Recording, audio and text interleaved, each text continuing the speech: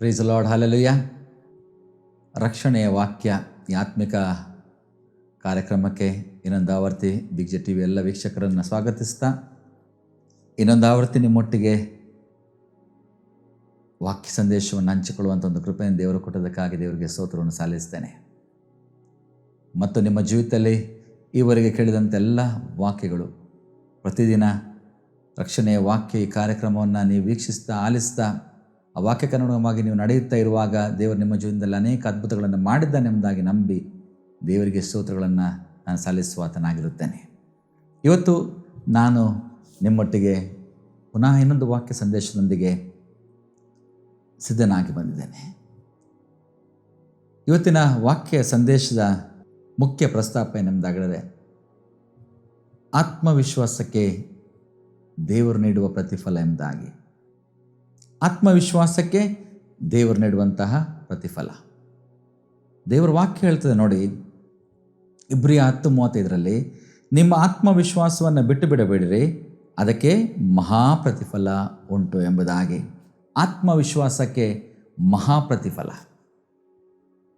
ಆತ್ಮವಿಶ್ವಾಸಕ್ಕೆ ಮಹಾ ಪ್ರತಿಫಲ. ಹೌದು, ದೇವರ ವಾಕ್ಯ ಇಬ್ರಿಯ 10:35 ನಾವು ಓದಿದ ಹಾಗೆ ದೇವರ ವಾಕ್ಯ ಹೇಳ್ತದೆ ಎಂಬುದಾಗಿ, ನಿಮ್ಮ ಆತ್ಮವಿಶ್ವಾಸವನ್ನು ಬಿಟ್ಟು ಬಿಡಬೇಡ್ರಿ, ಅದಕ್ಕೆ ಮಹಾ ಪ್ರತಿಫಲ ಉಂಟು ಎಂಬುದಾಗಿ.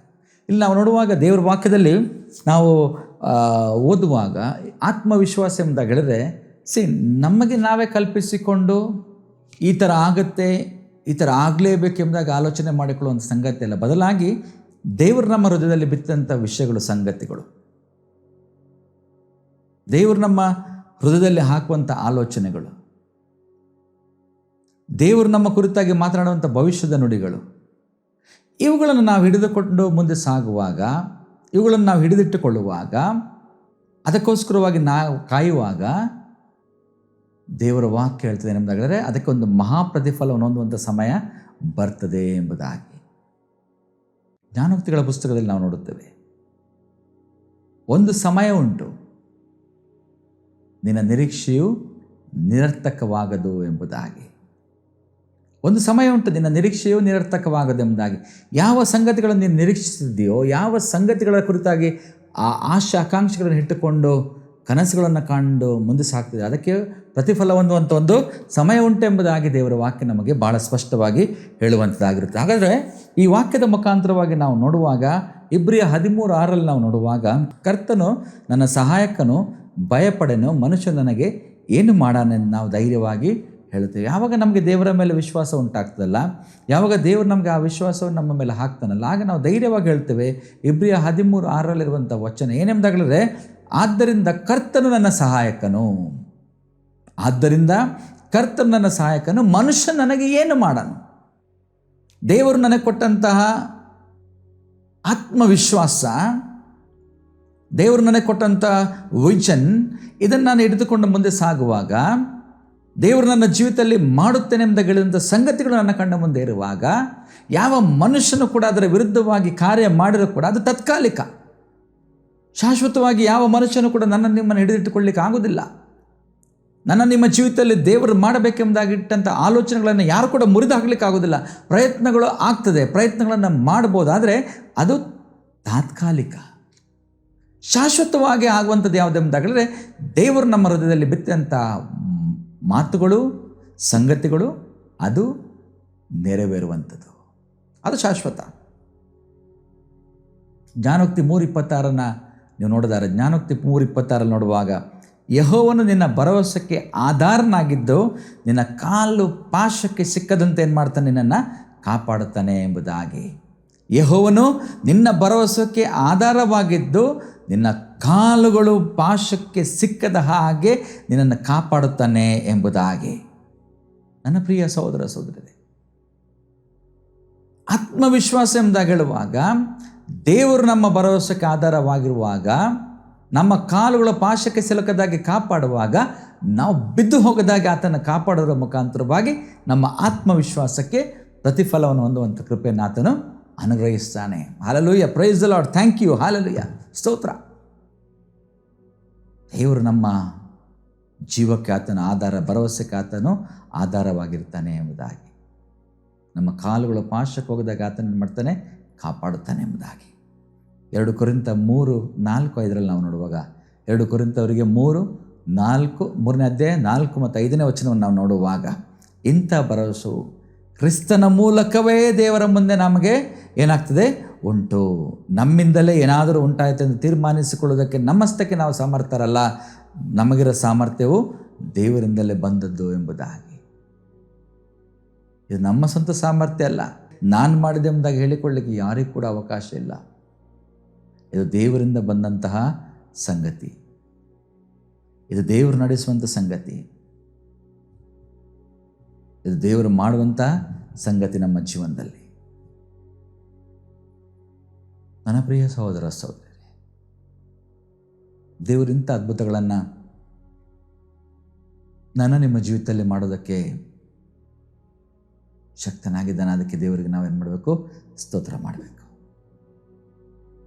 ಹೇಗೆ ದೇವರು ನಮ್ಮ ಆತ್ಮವಿಶ್ವಾಸಕ್ಕೆ ಪ್ರತಿಫಲವನ್ನು ಕೊಡ್ತಾನೆ,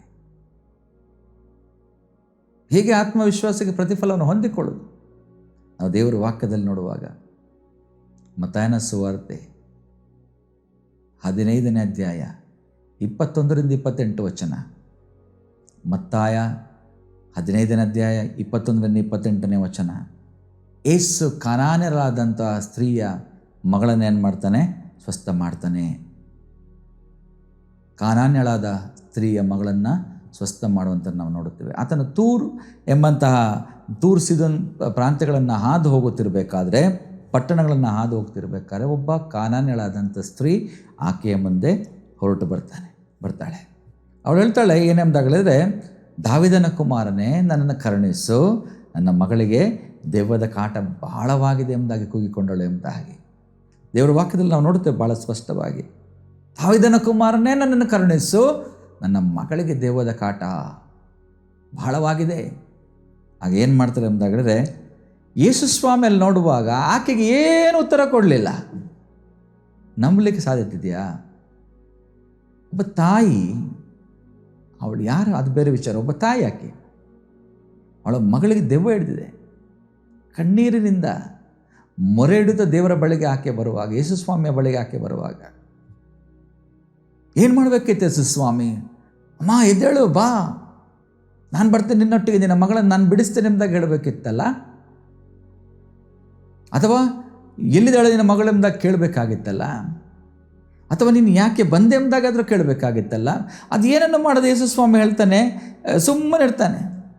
ಯೇಸು ಸ್ವಾಮಿ ಏನು ಉತ್ತರ ಕೊಡಲಿಲ್ಲ ಎಂಬುದಾಗಿ. ಆಗ ಆತನ ಶಿಷ್ಯರು ಬರ್ತಾರೆ. ಅಲ್ಲಿ ಶಿಷ್ಯರು ಬಂದೇನು ಮಾಡ್ತಾರೆ ಎಂಬುದಾಗಿ ಹೇಳಿದ್ರೆ, ಸ್ವಾಮಿ ಅವಳನ್ನೊಂದ್ಸಲ ಕಳಿಸು ನೀನು. ಆವಾಗದಿಂದ ನಮ್ಮ ಹಿಂದೆ ಬರ್ತಿದ್ದಾಳೆ, ಕೂಗಿಕೊಳ್ತಾ ಇದ್ದಾಳೆ, ಒಂದು ಸಾರಿ ಏನಾರು ಹೇಳಿ ಕಳಿಸಿಬಿಡು.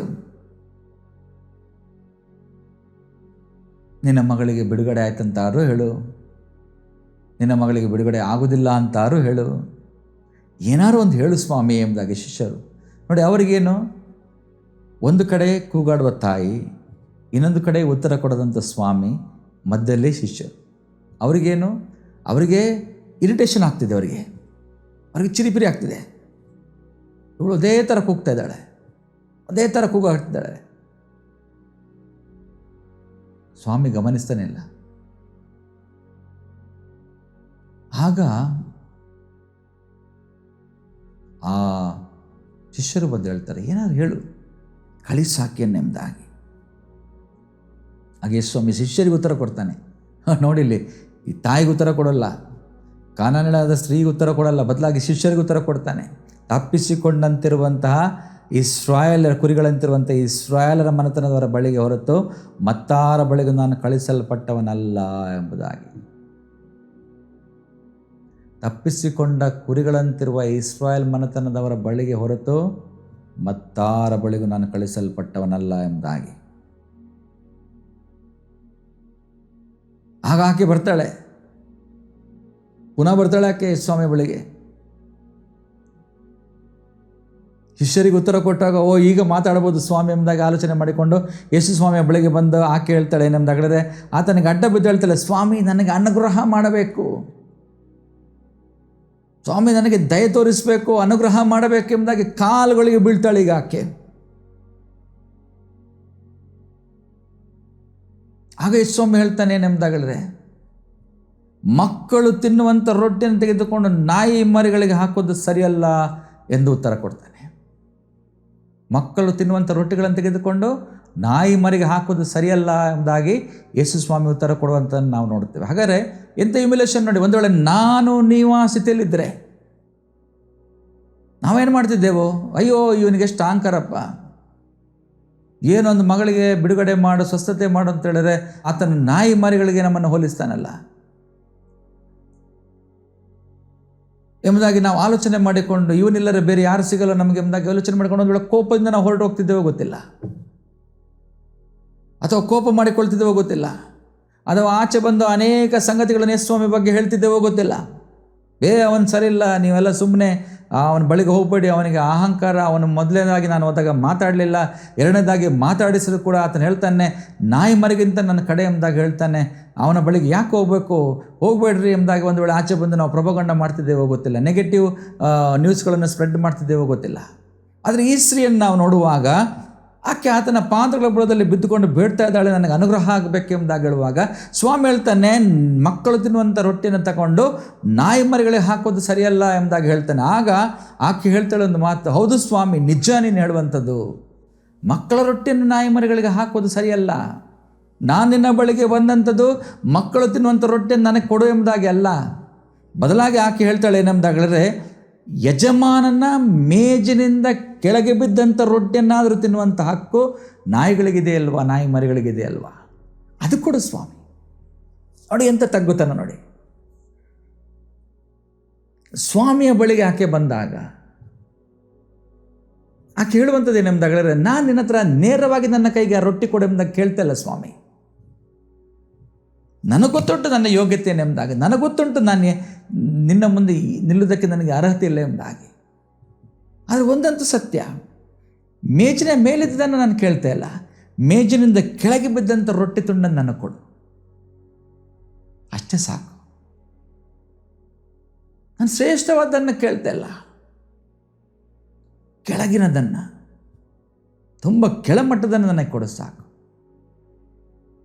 ಆಗ ಯೇಸುಸ್ವಾಮಿ ಹೇಳ್ತಾನೆ ಎಂಬುದಾಗಲಿದೆ, ನಿನ್ನ ನಂಬಿಕೆ ಬಹಳ, ನಿನ್ನ ನಂಬಿಕೆ ಬಹಳ, ನಿನ್ನ ಮನಸ್ಸಿನಂತೆ ಆಗಲೆಂದು ಉತ್ತರ ಕೊಟ್ಟನು. ಅದೇ ಗಳಿಗೆಯಲ್ಲಿ ಆಕೆಯ ಮಗಳೇನಾಗ್ತಾಳೆ, ಸ್ವಸ್ಥಳಾಗ್ದಳು ಎಂಬುದಾಗಿ ದೇವರ ವಾಕ್ಯದಲ್ಲಿ ನಾವು ನೋಡುತ್ತೇವೆ. ನೋಡಿ ಇಲ್ಲಿ ಒಂದು ಎಂತಹ ನಿರೀಕ್ಷೆ ನೋಡಿ. ಆ ತಾಯಿಗೆ ತನ್ನ ಮಗಳಿಗೆ ದೆವ್ವದ ಕಾಟ ಇದ್ದಾಗ ಬೇರೆಲ್ಲೋ ಹೋಗೋ ಬದಲಾಗಿ ಆಕೆ ಯೇಸುಸ್ವಾಮಿಯ ಬಳಿಗೆ ಬಂದು, ಯಾಕಂದರೆ ಯೇಸುಸ್ವಾಮಿಯ ಬಳಿಗೆ ಬಂದರೆ ಒಂದು ಪ್ರತಿಫಲ ಉಂಟು. ಯೇಸುಸ್ವಾಮಿಯ ಬಳಿಗೆ ಬಂದರೆ ಒಂದು ಫಲವನ್ನು ನಾನು ಕಂಡೇ ಕಾಣ್ತೀನಿ ಎಂಬಂಥ ನಂಬಿಕೆಯೊಂದಿಗೆ ಯೇಸುಸ್ವಾಮಿಯ ಬಳಿಗೆ ಆಕೆ ಓಡಿ ಬರುವಂಥದ್ದು ನಾವು ನೋಡ್ತೇವೆ. ಯೇಸುಸ್ವಾಮಿಯ ಕಾಲಿನ ಬಳಿಗೆ ಆಕೆ ಬಂದು ಬೀಳ್ತಾಳೆ. ಇವತ್ತು ನಮ್ಮ ಜೀವನದಲ್ಲಿ ಕೂಡ ನಾವು ಪ್ರಾರ್ಥನೆಗೆ ಯಾಕೆ ತಕ್ಕ ಪ್ರತಿಫಲವನ್ನು ಹೊಂದಿಕೊಳ್ತಾ ಇಲ್ಲ ಎಂಬುದಾಗಲಿದೆ, ನಮ್ಮ ನಿರೀಕ್ಷೆ ಯಾಕೆ ನಿರರ್ಥಕವಾಗ್ತಿದೆ ಎಂಬುದಾಗಲಿದೆ, ನಮ್ಮ ನಿರೀಕ್ಷೆ ಯಾಕೆ ಪ್ರತಿಫಲವನ್ನು ಕಾಣ್ತಾ ಇಲ್ಲ ಎಂಬುದಾಗಲಿದ್ರೆ ನಮಗೆ ಅಲ್ಲಿ ತಾಳ್ಮೆ ಇಲ್ಲ. ನೋಡಿ, ಈ ಸ್ತ್ರೀ ಯೇಸುಸ್ವಾಮಿಯ ಬಳಿಗೆ ಬಂದಾಗ ಯೇಸುಸ್ವಾಮಿ ಹತ್ರ ಆಕೆ ಹೇಳುವಂಥದ್ದು ಏನೆಂಬುದಾಗಲಿದ್ರೆ, ನನ್ನ ಮಗಳಿಗೆ ದೆವ್ವದ ಕಾಟ ಇದೆ, ದಾವೀದ ಕುಮಾರನ ಕರುಣಿಸಿ ಎಂಬುದಾಗಲಾಗ ಯೇಸುಸ್ವಾಮಿ ಲಿಸ್ಟ್ ಬೋದಾಡ್ ಆಕೆಯನ್ನು ನೋಡಲೇ ಇಲ್ಲ ದೃಷ್ಟಿಸಿ. ನಮ್ಮ ಪ್ರಾರ್ಥನೆಗಳು ಕೂಡ ಅನೇಕ ಸಾರಿ ಇದೇ ಥರ ಆಗ್ತದೆ. ನಾವು ಪ್ರಾರ್ಥಿಸ್ತೇವೆ, ನಮಗೆ ಉತ್ತರ ಸಿಗಲ್ಲ. ನಾವು ಆಗ ಅಂದ್ಕೊಳ್ತೇವೆ ಏನಂತ ಹೇಳಿದ್ರೆ, ನಾನು ಹೇಳೋದಲ್ಲ ಆಗಲೇ ನಾವು ಟೈಟಲ್ ಕೊಟ್ಬಿಡ್ತೇವೆ, ಸ್ವಾಮಿಗೆ ಕಿವಿ ಕೇಳಲ್ಲ, ಕುರುಡ ಕಿವುಡ, ನನ್ನ ಮೇಲೆ ದಯೆ ಇಲ್ಲ, ಕನಿಕರ ಇಲ್ಲ, ಹಾಗೆ ಹೀಗೆ ಎಂಬುದಾಗಿ ನಾವೇನು ಮಾಡ್ತೇವೆ, ಏನೇನೋ ನಾವು ಕಲ್ಪಿಸಿಕೊಂಡು ಮಾತಾಡಲಿಕ್ಕೆ ಆರಂಭ ಮಾಡ್ತೇವೆ. ಈ ತಾಯಿ ಆ ಥರ ಮಾತನಾಡಲಿಲ್ಲ. ಯಾರ ಹತ್ರ ಹೋಗ್ಬಿಟ್ಟು, ಏನಪ್ಪ ನಾನು ಇಷ್ಟು ಕಷ್ಟಪಟ್ಟು ಬಂದೆ, ನೀವಾದರೂ ಸ್ವಲ್ಪ ಹೇಳಿ, ಏನು ಈ ಮನುಷ್ಯನಿಗೆ ಕನಿಕರ ಇಲ್ವ ಎಂಬುದಾಗಿ ಹೇಳಿಲ್ಲ. ಬದಲಾಗಿ ನಿಂತುಕೊಂಡು ಕಾಯ್ತಾಳೆ, ಸ್ವಾಮಿ ಬಳಿಯಲ್ಲಿ ನಿಂತುಕೊಂಡು ಕಾಯ್ತಾಳೆ. ಸ್ವಾಮಿ ಶಿಷ್ಯರೊಂದಿಗೆ ಮಾತನಾಡ್ತಾ ಇರುವಾಗ ತಪ್ಪಿಸಿಕೊಂಡ ಕುರಿಗಳಂತಿರುವಂಥ ಇಸ್ರಾಯೇಲರ ಬಳಿ ಕಳಿಸಲ್ಪಟ್ಟಂಥವನು ಎಂಬುದಾಗಿ ಹೇಳುವಾಗ ಸ್ವಾಮಿಯ ಕಾಲಿಗೆ ಬೀಳ್ತಾಳೆ. ಅವಳು ಬಂದು ಬಿದ್ದು ಹೇಳ್ತಾಳೆ, ನಿನ್ನ ಅನುಗ್ರಹ ನನಗೆ ಬೇಕೆಂಬುದಾಗಿ, ನಿನ್ನ ಅನುಗ್ರಹ ನನಗೆ ಬೇಕು ಸ್ವಾಮಿ ಎಂಬುದಾಗಿ. ನಿನ್ನ ದಯೆ, ನಿನ್ನ ಆಶೀರ್ವಾದ, ನಿನ್ನ ಅನುಗ್ರಹ ನನಗೆ ಬೇಕು ದೇವರೇ ಎಂಬುದಾಗಿ. ಆಗ ಕೂಡ ಯೇಸು ಸ್ವಾಮಿ ಆಕೆಗೆ ಪಾಸಿಟಿವ್ ಆನ್ಸರ್ ಕೊಡೋದಿಲ್ಲ. ನಾನು ನಿನ್ನಂಥವರಿಗೋಸ್ಕರವಾಗಿ ಬಂದಂಥವನಲ್ಲ ಎಂಬುದಾಗಿ ಅನ್ನುವ ರೀತಿಯಲ್ಲಿ ಸ್ವಾಮಿ ಹೇಳ್ತಾನೆ. ಏನೆಂಬುದಾಗಿದ್ರೆ ನಾನು ಅಥವಾ ಆಕೆ ಎಂಥವಳು ಎಂಬುದಾಗಿ ತೋರಿಸಿಕೊಡ್ತಾನೆ. ಏನೆಂಬುದಾಗಲೇ ಆತನ ಹೇಳ್ತಾನೆ, ಮಕ್ಕಳಿಗೆ ಕೊಡುವಂಥ ರೊಟ್ಟಿಗಳನ್ನು ನಾಯಿ ಮರಿಗಳಿಗೆ ಕೊಡೋದಿಲ್ಲ ಎಂಬುದಾಗಿ, ನಾಯಿ ಮರಿಗಳಿಗೆ ಹಾಕೋದಿಲ್ಲ ಎಂಬುದಾಗಿ. ಆಗ ಆಕೆ ಹೇಳ್ತಾಳೆ, ಸ್ವಾಮಿ ಬೇಡ, ನನಗೆ ಅದು ಬೇಡ, ಕೆಳಗೆ ಬಿದ್ದದ್ದು ಮಾತ್ರ ನಾನು ತಿಂತೀನಿ ಸ್ವಾಮಿ, ಮೇಜಿನ ಮೇಲಿರುವಂಥದ್ದಲ್ಲ ಎಂಬುದಾಗಿ. ಒಟ್ಟಿನಲ್ಲಿ ನನ್ನ ಮಗಳಿಗೆ ಬಿಡುಗಡೆ ಆಗಬೇಕು. ಆ ತಾಯಲ್ಲಿದ್ದಂಥ ತಾಳ್ಮೆ, ಆ ತಾಯಲ್ಲಿದ್ದಂಥ ನಿರೀಕ್ಷೆ, ನಂಬಿಕೆ, ಆ ತಾಯಲ್ಲಿದ್ದಂಥ ಆತ್ಮವಿಶ್ವಾಸ ಆಕೆಗೆ ಮಹಾಪ್ರತಿಫಲವನ್ನು ಉಂಟು ಮಾಡುವಂಥದ್ದನ್ನು ನಾವು ನೋಡುತ್ತೇವೆ. ಇವತ್ತು ನನ್ನ ಜೀವಿತದಲ್ಲಿ, ನಿಮ್ಮ ಜೀವಿತದಲ್ಲಿ ದೇವರ ಮೇಲೆ ಆತ್ಮವಿಶ್ವಾಸ ಇರಬೇಕು. 1 ಸಾರಿ ಪ್ರಾರ್ಥಿಸ್ತೇನೆ, 2 ಸಾರಿ ಪ್ರಾರ್ಥಿಸ್ತೇನೆ, 10 ಸಾರಿ ಪ್ರಾರ್ಥಿಸ್ತೇನೆ, ಚಿಂತೆ ಇಲ್ಲ, ಪ್ರಾರ್ಥಿಸ್ತೇನೆ, ಎಲ್ಲಿವರೆಗೆ ಪ್ರಾರ್ಥಿಸ್ತೇನೆ ಎಂಬುದಾಗಿ ಹೇಳಿದರೆ ನನಗೆ ಪ್ರತಿಫಲ ಸಿಗುವವರೆಗೆ ನಾನು ಯೇಸು ಸ್ವಾಮಿಯೊಟ್ಟಿಗೆ ನಾನು ಬೇಡಿಕೊಳ್ಳುತ್ತೇನೆ. ನಾನು ಪ್ರಾರ್ಥನೆ ಮಾಡುವಾಗ ಅನೇಕ ನೆಗೆಟಿವ್ ಥಿಂಗ್ಸ್ಗಳು ನನ್ನ ಮುಂದೆ ನಡೆಯಬಹುದು, ಅನೇಕ ವಿಭಿನ್ನವಾದಂಥ ಕಾರ್ಯಗಳು ನಮ್ಮ ಜೀವನದಲ್ಲಿ ಆಗ್ಬೋದು, ವ್ಯತಿರಿಕ್ತವಂಥ ಪರಿಸ್ಥಿತಿಗಳು ನಿರ್ಮಾಣವಾಗ್ಬೋದು. ಆದರೂ ಕೂಡ ನಾನು ನನ್ನ ಪ್ರಾರ್ಥನೆಯನ್ನು ಬಿಡೋದಿಲ್ಲ. ನಾನು ಮಾಡ್ತೇನೆ, ನಾನು ಬೇಡ್ತೇನೆ, ನನ್ನನ್ನು ನಾನು ತಗ್ಗಿಸಿಕೊಳ್ತೇನೆ. ಪೇತ್ರನು ಹೇಳ್ತಾನಲ್ಲ, ದೇವರ ಅಹಂಕಾರಗಳನ್ನು ಎದುರಿಸ್ತಾನೆ, ದೀನರಿಗಾದರೂ ಆತನ ದಯೆ ತೋರಿಸ್ತಾನೆ ಎಂಬುದಾಗಿ. ಇರಲಿ, ಪರವಾಗಿಲ್ಲ. ಆ ಸ್ತ್ರೀ ಹಾಗೆ, ಆ ತಾಯಿ ಹಾಗೆ ಮೇಜಿನಿಂದ ಕೆಳಗೆ ಬಿದ್ದದೇ ಸಾಕು ನನಗೆ ಎಂಬಂಥ ಮನೋಭಾವದಿಂದ ಪ್ರಾರ್ಥಿಸ್ತೇನೆ. ನನಗೆ ಉತ್ತಮವಾದ ಬೇಡ, ನನಗೆ ಕೆಳಗಡೆ ಮೇಜಿನಿಂದ ಕೆಳಗೆ ಬಿದ್ದಿರುವಂಥ ಸಾಕು ಎಂಬುದಾಗಿ ಪ್ರಾರ್ಥಿಸುವಾಗ ಯೇಸು ಸ್ವಾಮಿ ಏನು ಮಾಡ್ತಾನೆ, ದೇವರು ಏನು ಮಾಡ್ತಾನೆ, ಮನ ಮರುಗುತ್ತಾನೆ. ಆತನು ಮನ ಮರುಗುವುದು ಮಾತ್ರವಲ್ಲದೆ ಆತ ನಮ್ಮ ಮೇಲೆ ಕನಿಕರ ಹೊಂದಿ ನಮಗೆ ಆತನ ಮಹಾಪ್ರತಿಫಲವನ್ನು ಆತನು ಅನುಗ್ರಹಿಸ್ತಾನೆ. ನನ್ನ ಪ್ರಿಯ ದೇವಜನರೇ, ದೇವರ ವಾಕ್ಯ ಕೂಡ ನಮಗೆ ಹೇಳ್ತೇವೆ 1 ಯೋಹಾನ 5:14 ನಾವು ದೇವರ ಚಿತ್ತಾನುಸಾರವಾಗಿ ಏನಾದರೂ ಬೇಡಿಕೊಂಡರೆ ಆತನು ನಮ್ಮ ವಿಜ್ಞಾಪನೆಯನ್ನು ಕೇಳುತ್ತಾನೆ ಎಂಬಂಥ ಧೈರ್ಯವು ಆತನ ವಿಷಯವಾಗಿ ನಮಗೆ ಉಂಟು ಎಂಬುದಾಗಿ. ಹೌದು, ದೇವರ ಚಿತ್ತಾನುಸಾರ. ಒಬ್ಬ ಹುಡುಗ ಒಂದು ಹುಡುಗಿನ ಇಷ್ಟಪಟ್ಟುಕೊಂಡು ಓ ದೇವರು ಇದೇ ಬೇಕೆಂಬುದಾಗಿ ಕೇಳಿಕೊಳ್ಳುವಂತಲ್ಲ, ಬದಲಾಗಿ ದೇವರ ಚಿತ್ತಲ್ಲಿ ಇರುವಂಥ ಹುಡುಗಿ ಅಥವಾ ಒಂದು ಹುಡುಗಿ ಹುಡುಗನನ್ನು ಇಷ್ಟಪಟ್ಟು ಇದೇ ಬೇಕೆಂಬುದಾಗಿ ಕೇಳಿಕೊಳ್ಳೋದಲ್ಲ, ಬದಲಾಗಿ ದೇವರ ಚಿತ್ತವಾಗಿರುವಂಥ ಹುಡುಗನನ್ನು ಬಯಸುವಾಗ, ದೇವರು ಯಾವಾಗ ಆ ಒಂದು ವಿಷಯವನ್ನು, ಸಂಗತಿಯನ್ನು ಅವರ ಹೃದಯದಲ್ಲಿ ಹಾಕ್ತಾರಲ್ಲ, ಅದಕ್ಕೆ ಅನೇಕ ಸಂಗತಿಗಳು ಬಂದರೂ ಕೂಡ ಅವರಿಗೆ ವಿರುದ್ಧವಾಗಿ ಆ ಕಾರ್ಯ ಆಗುವಂತೆ, ಅವ್ರ ಕುಟುಂಬ ಜೀವನಕ್ಕೆ ಸೇರುವಂತೆ ದೇವರು ಮಾಡ್ತಾನೆ. ಹೀಗೇ ಆಗಬೇಕು, ಹಾಗೇ ಆಗಬೇಕೆಂಬುದಾಗಿ ಅಲ್ಲ, ಬದಲಾಗಿ ದೇವರ ಚಿತ್ತಕ್ಕೆ ಒಳಪಡುವಾಗ ಒಳ್ಳೆಯ ಕಾರ್ಯಗಳು ಜೀವನದಲ್ಲಿ ಆಗ್ತದೆ. ಅದನ್ನು ಆತನು ಹೇಳ್ತಾನೆ, ದೇವರ ಚಿತ್ತಾನುಸಾರವಾಗಿ ಏನಾದರೂ ಬೇಡಿಕೊಂಡರೆ ಆತನು ನಮ್ಮ ವಿಜ್ಞಾಪನೆಯನ್ನು ಕೇಳುತ್ತಾನೆಂಬಂಥ ಧೈರ್ಯವು ಆತನ ವಿಷಯವಾಗಿ ನನಗುಂಟು ಎಂಬುದಾಗಿ. ನನ್ನ ಪ್ರಿಯ ಸಹೋದರ ಸಹೋದರಿಯರೇ, ಈ ಒಂದು ಸಮಯದಲ್ಲಿ ನಾನು ನಿಮಗೆ ಇಷ್ಟನ್ನು ಹೇಳಲಿಕ್ಕೆ ಇಷ್ಟಪಡ್ತೇನೆ. ದೇವರು ಏನನ್ನು ಆರಂಭ ಮಾಡಿದನು ನಿಮ್ಮ ಜೀವನದಲ್ಲಿ, ಆತನ ಅದನ್ನು ಕಾರ್ಯರೂಪಕ್ಕೆ ತರ್ತಾನೆ. ದೇವರು ಏನನ್ನು ನಿಮ್ಮ ಜೀವನದಲ್ಲಿ ಮಾಡುತ್ತೇನೆ ಎಂಬುದಾಗಿ ಆಲೋಚಿಸ್ತೇನಲ್ಲ, ದೇವರು ಏನನ್ನು ನಿಮ್ಮ ಜೀವಿತದಲ್ಲಿ ಮಾಡಿ ಮುಗಿಸ್ತೇನೆ ಎಂಬುದಾಗಿ ಆಲೋಚನೆ ಮಾಡಿ ಅದನ್ನು ಮುಗಿಸ್ತಾನೆ. ದೇವರು ಯಾವತ್ತೂ ಕೂಡ ಅದನ್ನು ಅರ್ಧಕ್ಕೆ ಕೈ ಬಿಡುವಂಥ ದೇವರಲ್ಲ. ಇಸ್ರಾಯೇಲರನ್ನು ಕಾನಾನ್ ದೇಶಕ್ಕೆ ನಡೆಸಬೇಕಾದ್ರೆ ಮೋಶೆ ಸತ್ತೋದ್ರೂ ಕೂಡ ಯೆಹೋಶುವನ ಮೂಲಕವಾಗಿ ಅವನು ಕೊಡುತ್ತೇನೆ ಎಂಬುದಾಗಿ ಪ್ರಮಾಣ ಮಾಡಿದಂಥ ಜಾಗಕ್ಕೆ ನಡೆಸ್ತಾನೆ. ನಮ್ಮ ಜೀವಿತದಲ್ಲಿ ಕೂಡ ಅಷ್ಟೇ. ನಿಮ್ಮ ಜೀವನದಲ್ಲಿ ಅನೇಕ ಕಷ್ಟದ ಹಾದಿಯನ್ನು ನೀವು ಹಾದಿ ಹೋಗ್ತಿರಬಹುದು, ಕಠಿಣ ಸಮಯವನ್ನು ನೀವು ದಾಟ್ತಿರ್ಬೋದು, ಆಗುವುದಿಲ್ಲ ಎಂಬಂಥ ಪರಿಸ್ಥಿತಿಗಳು ನಿರ್ಮಾಣವಾಗ್ಬೋದು. ಆದರೆ ವಿಚಲಿತರಾಗಬೇಡ್ರಿ, ಆತ್ಮವಿಶ್ವಾಸವಿರಲಿ ದೇವರಲ್ಲಿ. ದೇವರು ಅದಕ್ಕೆ ತಕ್ಕ ಪ್ರತಿಫಲವನ್ನು ನಿಮಗೆ ಅನುಗ್ರಹಿಸಿ ಕೊಡ್ತಾನೆ. ಇದು ಸತ್ಯ. ನೀವು ಹೊಳೆಯುತ್ತಾ ಇರಬೇಕು, ನೀವು ಕಳೆ ಕುಂದಬಾರದು. ಸಂಗತಿಗಳು ಆಗಲಿ, ಸಂಗತಿಗಳು ಆಗದೇ ಇರಲಿ, ನೀವು ಕಂಗೊಳಿಸ್ತಾ ಇರಬೇಕು ದೇವರ ನಾಮಕ್ಕೋಸ್ಕರವಾಗಿ, ದೇವರಿಗೋಸ್ಕರವಾಗಿ. ಯಾಕಂದರೆ ಆತನ ಕಾರ್ಯರೂಪಕ್ಕೆ ತರುವಂಥ ಜೀವಿಸುವ ದೇವರು ಆತನು. ಹಲ್ಲೆಲೂಯಾ. ಮತ್ತು ನಾವು ನೋಡುವಾಗ ಯಾವಾಗ ನಿಮ್ಮ ಪರೀಕ್ಷೆ ಸಮಯಗಳು ಮುಗಿತಲ್ಲ, ನೀವು ಅದರಿಂದ ಹೊರಗೆ ಬರುವಾಗ ಹೇಗೆ ಒಳಗೋದ್ರೆ ಅದೇ ರೀತಿಯಲ್ಲಿ ಇರೋದಿಲ್ಲ. ನೀವು ಬದಲಾಗಿರ್ತೀರ, ನೀವು ವಿಭಿನ್ನವಾಗಿರ್ತೀರ. ನಿಮ್ಮ ಮುಖದಲ್ಲಿ ಆ ನಗು ಇರ್ತದೆ, ನಿಮ್ಮ ಮುಖದಲ್ಲಿ ಅನೇಕ ರೀತಿಯ ಸಂತೋಷ ಇರ್ತದೆ, ಹೊಳಪಿರ್ತದೆ. ಯಾಕಂತೇಳಿದ್ರೆ ನೀವು ಮಹಾಪ್ರತಿಫಲವನ್ನು ಹೊಂದಿಕೊಂಡವರಿಗೆ ಬಂದಿರ್ತೀರ. ನೆನಪಿಟ್ಕೊಳ್ಳ್ರಿ ಇದನ್ನು. ನೀವು ಹೆಚ್ಚಿಸಲ್ಪಟ್ಟಂಥವರಾಗಿ ಹೊರಗೆ ಬರ್ತೀರಾ. ನೀವು ಹೆಚ್ಚಿಸಲ್ಪಟ್ಟಂಥವರಾಗಿ ಹೊರಗೆ ಬರ್ತೀರಾ. ನೀವು ಅಭಿವೃದ್ಧಿ ಹೊಂದಿದಂಥವರಾಗಿ ಹೊರಗೆ ಬರ್ತೀರಾ. ನೀವು ಹಿಂದಿಗಿಂತ ಎಷ್ಟೋ ಉತ್ತಮರಾಗಿ ಹೊರಗೆ ಬರ್ತೀರಾ. ಇದನ್ನು ನೀವು ನೆನಪಿಟ್ಕೊಳ್ಬೇಕು. ನೀವು ದೇವರ ಸನ್ನಿಧಿಯಲ್ಲಿ ತಾಳ್ಮೆಯಿಂದ ಕಾಯುವಾಗ, ನೀವು ದೇವರ ಸನ್ನಿಧಿಯಲ್ಲಿ ತಾಳ್ಮೆಯಿಂದ ಇರುವಾಗ, ಆತ್ಮವಿಶ್ವಾಸದಿಂದ ಇರುವಾಗ, ದೇವರು ಮಾಡುತ್ತೇನೆಂಬುದಾಗಿ ಹೇಳಂಥ ಕಾರ್ಯವನ್ನು ಮಾಡುತ್ತೇನೆಂಬಂಥ ನಂಬಿಕೆಯಲ್ಲಿರುವಾಗ, ನೀವು ಹೆಚ್ಚಿಸಲ್ಪಟ್ಟವರಾಗಿ, ಅಭಿವೃದ್ಧಿ ಹೊಂದಿದಂಥವರಾಗಿ, ಉನ್ನತ ಸ್ಥಾನವನ್ನು ಪಡೆದುಕೊಂಡಂಥವರಾಗಿ, ಮತ್ತು ಹಿಂದೆಂದಿಗಿಂತ ಹೆಚ್ಚಿನವರಾಗಿ ನೀವು ಆ ಪರಿಸ್ಥಿತಿಯಿಂದ ಹೊರಗೆ ಬರ್ತೀರಾ. ಒಂದಂತ ಸತ್ಯ, ನೀವಿದ್ದ ಹಾಗೆ ನೀವು ಇರುವುದಿಲ್ಲ. ನಿಮ್ಮ ಪರಿಸ್ಥಿತಿಗಳು ಬದಲಾಗ್ತದೆ. ದೇವರು ಅದನ್ನು ಕಾರ್ಯರೂಪಕ್ಕೆ ತರ್ತಾನೆ. ದೇವರು ಅದರ ಕುರಿತಾಗಿ ಕಾರ್ಯ ಮಾಡ್ತಾ ಇದ್ದಾನೆ.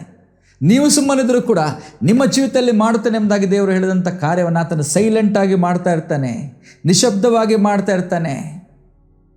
ಅದು ಯಾರಿಗೂ ಕಾಣಿಸೋದಿಲ್ಲ, ಅದು ನಿಮಗೂ ಕಾಣಿಸ್ತಿಲ್ಲ, ನೀವು ಗ್ರಹಿಸಿಲ್ಲ. ಆದರೆ ಸಂಗತಿಗಳು ಪರಿಪೂರ್ಣವಾದಾಗ ನಿಮಗೆಲ್ಲವೂ ಕೂಡ ಅರಿವಾಗ್ತದೆ. ಅದನ್ನೆಲ್ಲ ಪ್ರಿಪೇರ್ ಮಾಡಿ ದೇವರು ನಿಮ್ಮ ಕೈಗಳಿಗಿಡುವಾಗ, ಆಶೀರ್ವಾದವಾಗಿ ನಿಮಗೆ ಅದನ್ನು ಕೊಡುವಾಗ, ನೀವು ಅನೇಕ ರೀತಿಯ ಆಶೀರ್ವಾದವನ್ನು ಅದರಿಂದ ಹೊಂದಿಕೊಳ್ಳುವಂಥವರಾಗಿರ್ತೀರ.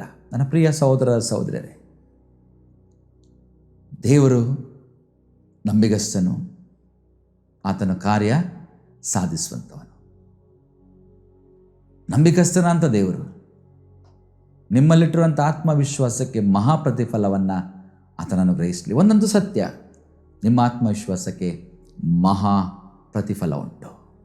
ನಿಮ್ಮ ಆತ್ಮವಿಶ್ವಾಸಕ್ಕೆ ಮಹಾ ಪ್ರತಿಫಲ ಉಂಟು. ಪ್ರಾರ್ಥನೆ ಮಾಡೋಣ. ಪರಿಶುದ್ಧನಾದ ದೇವರೇ, ಈ ಒಂದು ಸಮಯಕ್ಕಾಗಿ ನಿನಗೆ ಸ್ತೋತ್ರ ಕರ್ತನೆ. ತಂದೆ, ಆತ್ಮವಿಶ್ವಾಸವನ್ನು ಬಿಟ್ಟು ಬಿಡಬೇಡ್ರಿ, ಅದಕ್ಕೆ ಮಹಾ ಪ್ರತಿಫಲ ಉಂಟೆಂಬುದಾಗಿ ಅಪ್ಪಣೆ ಕೊಟ್ಟಂಥ ದೇವರೇ, ಈ ವಾಕ್ಯವನ್ನು ಕೇಳಿದಂಥ ನಿನ್ನ ಮಕ್ಕಳ ಜೀವಿತದಲ್ಲಿ ಕರ್ತನೆ, ಒಬ್ಬೊಬ್ಬರ ಜೀವಿತದಲ್ಲಿ ನೀನು ಮಾತನಾಡು ಕರ್ತನೆ, ಒಬ್ಬೊಬ್ಬರ ಜೀವಿತದಲ್ಲಿ ನೀನು ಕಾರ್ಯ ಸಾಧಿಸು ದೇವರೇ. ತನ್ನ ದೇವರೇ, ಕಾನಾನ್ಯಳಾದಂಥ ಸ್ತ್ರೀಯ ಹಾಗೆ ನಿನ್ನ ಬಳಿಗೆ ಬಂದರೆ ಸ್ವಾಮಿ, ನಿನ್ನ ಅನುಗ್ರಹವನ್ನು ಬಿಡುವುದಕ್ಕಾಗಿ, ತನ್ನ ದೇವರ ನಿನ್ನ ಆಶೀರ್ವಾದವನ್ನು ಬಿಡುವುದಕ್ಕಾಗಿ, ನೀನು ಮಾಡುತ್ತೇನೆ ಎಂಬುದಾಗಿ ಹೇಳಿದಂಥ ಸಂಗತಿಗಳನ್ನು ಮಾಡಿ ಮುಗಿಸೆಂಬಂಥ ಭಿನ್ನಹದೊಂದಿಗೆ ನಿನ್ನ ಬಳಿಗೆ ಬಂದರೆ ಸ್ವಾಮಿ, ಒಬ್ಬೊಬ್ಬರನ್ನು ನೀನು ಮುಟ್ಟು ಸ್ವಾಮಿ, ಒಬ್ಬೊಬ್ಬರನ್ನು ನೀನು ಸ್ಪರ್ಶಿಸು ಸ್ವಾಮಿ, ಒಬ್ಬೊಬ್ಬರನ್ನು ನೀನು ಆಶೀರ್ವದಿಸು ಕರ್ತನೆ. ಒಬ್ಬೊಬ್ಬರ ಜೀವಮಾನದಲ್ಲಿ ಇರುವಂಥ ಎಲ್ಲ ದುಃಖಗಳು ಕರ್ತನೆ, ಗೋಳಾಟಗಳು, ಕಣ್ಣೀರುಗಳು, ತನ್ನ ದೇವರ ಅವರ ಜೀವಿತವನ್ನು ಬಿಟ್ಟು ಹೋಗ್ಲಿ ಕರ್ತನೆ. ಉತ್ಕೃಷ್ಟವಾದಲ್ಲ ಸ್ವಾಮಿ, ಅತ್ಯುತ್ತಮವಾದಲ್ಲ ಸ್ವಾಮಿ, ಉತ್ತಮವಾದನ್ನು ನೀಡೆಂಬುದಾಗಿ ಬೇಡ್ತಿದ್ದಾರೆ ಕರ್ತನೆ. ಆದರೆ ಉತ್ತಮವಾದನ್ನು ನೀಡೆಂಬುದಾಗಿ ಬೇಡುವಂಥವರಿಗೆ ಅತ್ಯುತ್ತಮವಾದಂಥ ನೀಡುವಂಥ ದೇವರು ಸ್ವಾಮಿ. ನಿನ್ನ ವಾಕ್ಯ ಕೂಡ ಹೇಳ್ತಾಯಿಲ್ಲ ಸ್ವಾಮಿ, ಪ್ರೀತಿ ಕೃಪೆಗಳೆಂಬಂಥ ಕಿರೀಟದಿಂದ ನೀನು ಶೃಂಗರಿಸ್ತಿ, ಶ್ರೇಷ್ಠ ವರಗಳಿಂದ ನಿನ್ನ ಆಶೆಯನ್ನು ಪೂರೈಸ್ತಿ ಎಂಬುದಾಗಿ ಅದೇ ರೀತಿಯಲ್ಲಿ ಕರ್ತನೆ ಒಬ್ಬೊಬ್ಬರ ಇಷ್ಟಾರ್ಥವನ್ನು ಕರ್ತನೆ ನೀನು ಪೂರೈಸು ಕರ್ತನೆ. ನನ್ನ ದೇವರೇ, ನಿನ್ನ ದಿವ್ಯ ಆಶೀರ್ವಾದ ಒಬ್ಬೊಬ್ಬರ ಮೇಲಿದ್ದುಕೊಂಡು ಎಲ್ಲವನ್ನು ಅವರು ಅನುಭವಿಸುವ ಕೃಪೆ ಕೊಡು. ನಿನ್ನ ನಾಮದಲ್ಲಿ ಒಬ್ಬೊಬ್ಬರನ್ನು ಆಶೀರ್ವಾದ ಮಾಡುತ್ತೇನೆ ಸ್ವಾಮಿ. ಹಿಂದಿಗಿಂತ ಹೆಚ್ಚಾಗಿ ಅಭಿವೃದ್ಧಿಯನ್ನು ಹೊಂದಲಿ ಸ್ವಾಮಿ, ಹಿಂದಿಗಿಂತ ಹೆಚ್ಚಾಗಿ ಉನ್ನತವಾದ ಸ್ಥಿತಿಯನ್ನು ಕಾಣಲಿ ಸ್ವಾಮಿ, ಹಿಂದಿಗಿಂತ ಹೆಚ್ಚಾದ ಸಂತೋಷ, ಸಮಾಧಾನ, ಆಶೀರ್ವಾದಗಳು ಬರಲಿ ಕರ್ತನೆ. ಎಲ್ಲೆಲ್ಲಿ ಕೊರತೆಗಳುಂಟು ಅದೆಲ್ಲ ನಿನ್ನ ನಾಮದಲ್ಲಿ ನೀಗಿಸಲ್ಪಡಲಿ ಸ್ವಾಮಿ. ಒಬ್ಬೊಬ್ಬರ ಕೊರತೆಗಳನ್ನು ಮುಟ್ಟು ಸ್ವಾಮಿ, ಸ್ಪರ್ಶಿಸು ಸ್ವಾಮಿ, ಆಶೀರ್ವದಿಸು. ಯೇಸು ಕ್ರಿಸ್ತನ ಪರಿಶುದ್ಧ ನಾಮದಲ್ಲಿ ಬೇಡುತ್ತೇನೆ ತಂದೆ, ಆಮೇಲೆ. ನೆನಪಿರಲಿ, ಆತ್ಮವಿಶ್ವಾಸದಿಂದ ದೇವರ ಮೇಲೆ ಭಾರ ಹಾಕಿ ಜೀವಿಸಿರಿ, ನಿಮಗೆ ಪ್ರತಿಫಲವನ್ನು ದೇವರು, ಮಹಾಪ್ರತಿಫಲವನ್ನು ದೇವರು ಅನುಗ್ರಹಿಸ್ತಾನೆ. ದೇವರು ನಿಮ್ಮೆಲ್ಲರನ್ನು ಕೂಡ ಆಶೀರ್ವಾದ ಮಾಡಲಿ. ದೇವರ ನಾಮಕ್ಕೆ ಸ್ತೋತ್ರವಾಗಲಿ. ಆಮೇಲೆ. ತಲುಪದ ಊರು ಇರಲೇಬಾರದು, ಸಭೆಯೂ ಇಲ್ಲದ ಗ್ರಾಮ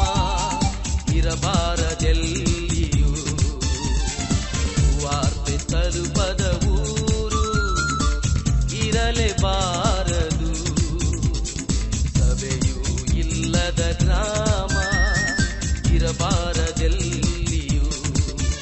ಇದುವೇ ಇದುವೇ ಇದುವೇ ನಮ್ಮ ಬಯಕೆ, ಇದುವೇ ಇದುವೇ ಇದುವೇ ನಮ್ಮ ಗುರಿಯು.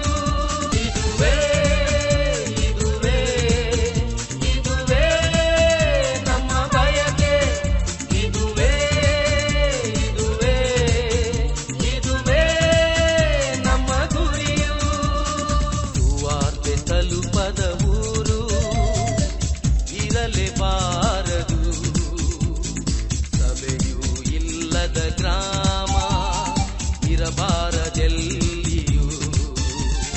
ಸುವಾರ್ತೆ ತಲುಪದ ಊರು ಇರಲೇಬಾರದು,